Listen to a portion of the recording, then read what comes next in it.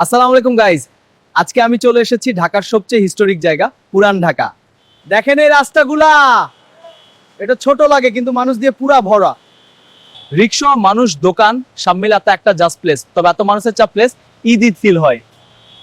মনে হচ্ছে আমি যেন ঢাকার রিয়েল হার্টবিটের মধ্যে দাঁড়িয়ে আছি। গাইজ, এখন আমি পুরান ঢাকার ফেমাস বিরিয়ানি ট্রাই করতে যাচ্ছি।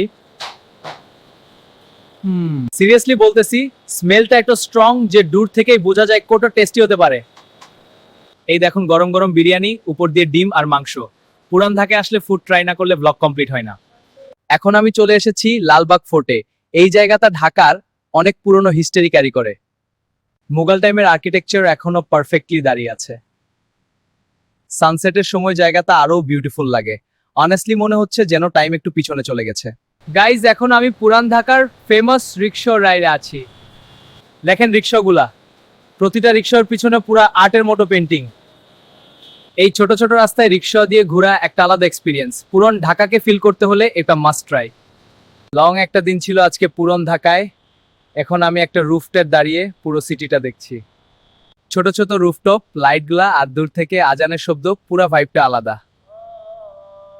যদি আপনারা ঢাকায় থাকেন, একবার হলেও পুরান ঢাকা এক্সপ্লোর করবেন। ট্রাস্ট মি, এখানে ঢাকার রিয়েল সোলটা পাবেন।